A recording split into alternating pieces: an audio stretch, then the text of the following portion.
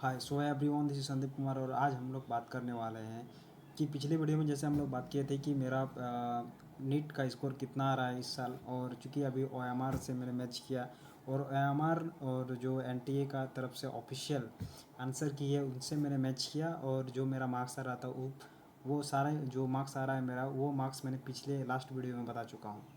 और मेरा दोस्त का भी मार्क्स उतना ही आ रहा है जितना मेरा मार्क्स आ रहा है और 1 नंबर का हम लोग का डिफरेंस है। सो मार्क्स का बात हो चुका था और इस वीडियो में हम लोग बात करने वाले हैं कि मोस्ट ऑफ द कोचिंग जो सेंटर है, जो बड़े बड़े कोचिंग वाले हैं, वो उसका कटअप क्या जा रहा है और जो कटअप बोल रहे हैं डिफरेंट डिफरेंट कोचिंग्स, जैसे कि एलन वाला हो गया, जैसे कि फिजिक्स वाला हुआ, जैसे कि आकाश हुआ एंड अन अकेडमी। तो ये चारों कोचिंग जो एक्सपेक्टेड कटअप बोल रहे हैं नीट 2025 के लिए, उनके बारे में हम लोग बात करेंगे। और मैं एक दिखाऊंगा कि कौन कितना कटअप बोल रहा है। दूसरा बात है कि एक जो है मैंने खुद एनालिसिस किया जो रिज़ल्ट का ट्रेंड है और जो मार्क्स का डिफरेंस है और जो रैंक का डिफरेंस है वो मैंने एनालाइज किया 2020 21 22 23 का। 24 का चूँकि अनएक्सपेक्टेड रहा, चूँकि स्कैम था इसलिए। सो जो लास्ट यानी कि 20 21 22 23 24 23 का तक का जो भी रहा मैंने उसमें एनालाइज़ किया और एक चीज़ मैंने कॉमन पाया, वो चीज़ के बारे में हम लोग शेयर करेंगे। और एट लास्ट हम लोग बात करेंगे कि नीट 2025 का रिज़ल्ट, ठीक है, कि रिज़ल्ट कब तक आएगा, उस रिज़ल्ट के बारे में हम लोग बात करेंगे। चलिए शुरू करते हैं। अगर चैनल पे कोई नए हैं तो चैनल को सब्सक्राइब करें, क्योंकि मैं नीट के रिलेटेड ही वीडियो बनाता हूँ और ख़ुद मैं एक नीट एस्पिरेंट हूँ अभी तक। अब देखते हैं कि इस साल कटअप कितना जा रहा है और सिलेक्शन हो पाता है या नहीं हो पाता है। चलिए शुरू करते हैं।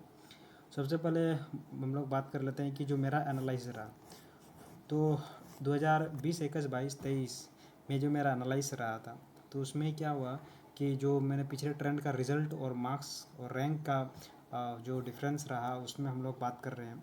तो मैंने एक चीज़ कॉमन पाया कि जो रैंक रहता है वो जैसे कि रैंक जो 1000 रैंक बन रहा है किसी का, तो जितना नंबर में 1000 रैंक बन रहा है उससे लगभग 100 मार्क्स का डिफरेंस होता है 30,000 रैंक तक का। ठीक है, जैसे मैं सपोज दैट एग्जांपल दे रहा हूँ कि किसी का जैसे कि सपोज दैट मैं एग्जांपल ले रहा हूँ कि 600 नंबर पे अगर 1000 रैंक बन रहा है, ठीक है, तो मेरा एनालिसिस ये रहा है कि 2020 21 22 23 तक का कि 1000 रैंक अगर 600 मार्क्स पे बन रहा है तो लगभग 100 मार्क का डिफरेंस होगा, यानी 100 मार्क्स का डिफरेंस होगा उसका 30,000 रैंक में। ठीक है, सो यानी कि 500 मार्क्स पे 30,000 रैंक होगा। ये मैंने एनालाइज़ किया, मतलब 2020 21 22 23 में ये मेरा एनालाइज था। दूसरा बात हम लोग कर लेते हैं रिज़ल्ट का।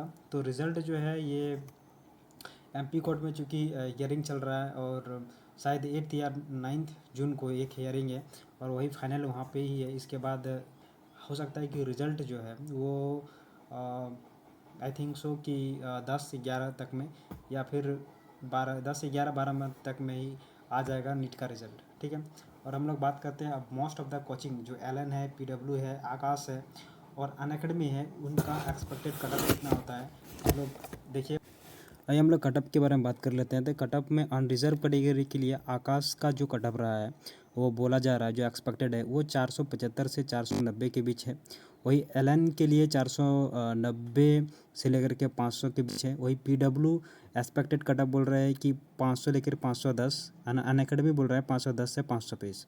वही ओबीसी के लिए अगर बता दें आपको, ओबीसी के लिए आकाश जो बोल रहे हैं कटअप वो 475 से 490, वही एलन 490 से 500, पीडब्ल्यू 500 से 510 और अनअकैडमी 490 से 510।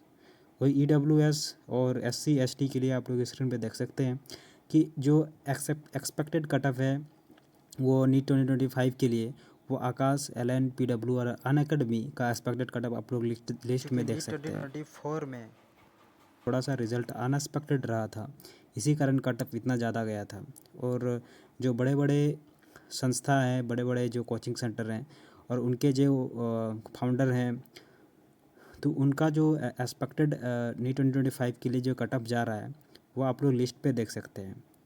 और जो कट ऑफ जा रहा है वो 5 लगभग सभी कोचिंग सेंटर के लिए 500 के अराउंड ही है।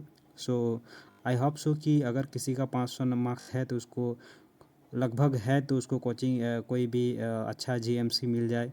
और 490 से 490 480 तक भी जाए तो बहुत अच्छी बात है कि इसमें क्या है कि जो इसका मार्क्स 480-90 के बीच में भी है उसको अभी सिलेक्शन हो जाए, और 90 से ऊपर वाला का तो हो ही जाए, और 500 तक जिसका है तो उसका अच्छे से अच्छे गवर्नमेंट मेडिकल कॉलेज में एडमिशन मिल जाए। So thank you and wish you good luck.